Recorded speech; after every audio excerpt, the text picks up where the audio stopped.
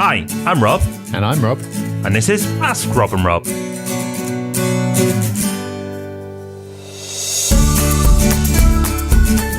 Yes, this is Ask Rob and Rob, a show as predictable as it is educational. You ask us questions, we answer them, everyone goes away a little bit wiser. That's the plan anyway. And it sounds like a good plan to me, Rob. Okay, well, the only way we can continue to execute on this plan is if people keep asking us questions. So how can they do that? Okay, well, it's nice and simple. You can call in to leave a question, or you can go via your computer or smartphone. How? Well, if you want to call 013 808 00035, or go to thepropertyhub.net/ask. And if you're on a smartphone, you can use either option. Oh, it really is smart. Nearly as smart as the wonderful people who've left us questions. And first up, we have Pete. Hi, Rob and Rob. My name's Pete. I've been listening to the podcast now for a couple of months. Doing a great job. I just had a quick question about the next couple of years and what your thoughts are on the 18-year property cycle and the economy.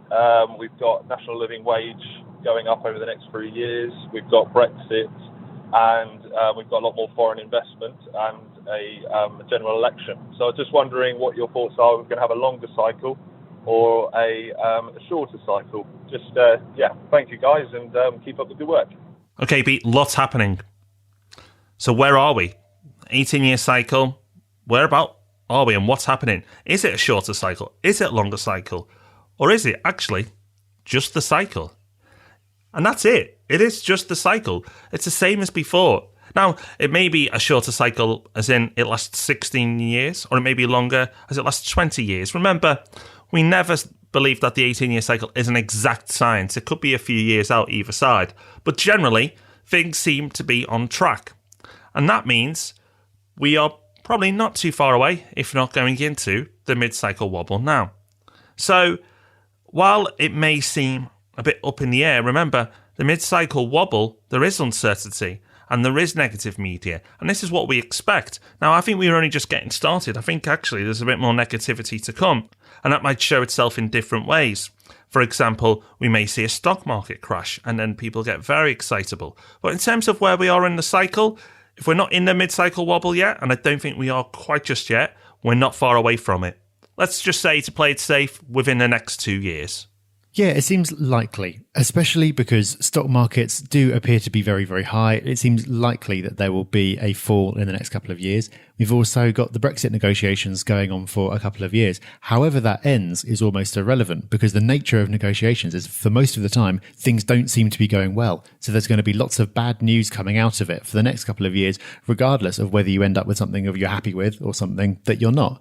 So all the conditions do seem to be there for this wobble. And conveniently, Dave has called in from Lancaster with a question about exactly that. How convenient. Hi guys, this is Dave calling from Lancaster. Got a bit of a question about mid-cycle wobbles. You keep talking about them on the show and the fact that there's potentially one around about now happening. I know in the past you've talked on the show about the sort of the ups and the downs, the peak of the property cycle and the crash. But I was wondering what happened, what were the signs during the last mid-cycle wobble? And also, if we are heading into one, how should I prepare myself to invest? Should I be looking out for some really good deals? Are we about to get loads of good deals, stuff like that? Or what? What do you guys think is going to happen? Any sort of general info to add to that will be great. Thanks for everything you do. Love the show, love all your products, all your stuff, all your books, everything. Really great. Keep it up. Thanks, bye. Okay, so how should you prepare yourself? Well, the first thing to say is not to panic. This is not the time to sell everything and get out. If you've not listened to our recent episode on property history and what the past can tell you about the future, well worth a listen. As we discussed during that last time round, the stock market fell quite severely, but the property market barely did. It really is a wobble rather than a crash. So rather than anything to be scared of, it is a potential opportunity. There is a possibility that other people will be getting scared and therefore will be leaving the market, leaving some good opportunities lying around. The biggest challenge at the moment seems to be, for most people that I speak to, that there just isn't a lot of stock. Not a lot of people are selling, and you can't blame them. Selling a property is a real pain. House prices seem to be very resilient. Interest rates are very low, so people aren't being forced to sell. And also, not that many people are out buying in the owner-occupier market in some areas because of stamp duty, which is disincentivizing property transactions to happen. Therefore, there's just not a lot around. The wobble might be the cue for some people to say, you know what, I've had some good times in property. This is my cue to leave. I can see things going down a lot further. At which point, there might be more stock coming on and therefore more good deals to snap up. You can never say for sure, but to me, Rob, that seems to be one potential effect that we see in the next couple of years. Absolutely. But a word of warning, though, for people who now think, I'm going to wait exactly for this wobble. Last time around, as we explained on the podcast where we looked at the past cycle, the mid-cycle wobble, there was only 1 quarter of property prices dropping. 1 quarter. So to time it to that quarter is very difficult. Now, if you don't invest and you wait, it could be 2 years before the wobble, and that's 2 years of growth you've missed. So we're not advising don't do anything, far from it. We've not stopped.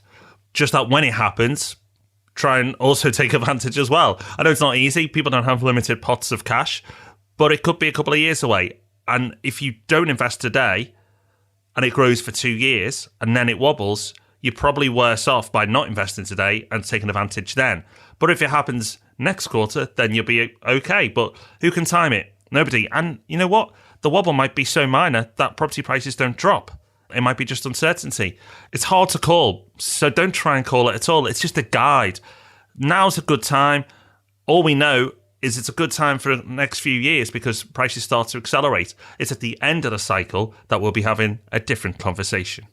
Okay, thank you to Pete and Dave for asking those questions. Always a pleasure to have an excuse to talk about one of our favourite subjects. And if you haven't already, do get back and listen to that recent podcast about property history where we go back through the prices. Really interesting. If you go to thepropertyhub.net/podcast, you can have a listen to that. And if you type in the word cycle, you can also bring up all the previous episodes that we've done on this topic. So that should be enough to keep you busy until Thursday when we're back with the Property Podcast. We'll see you then. Bye-bye. Bye-bye.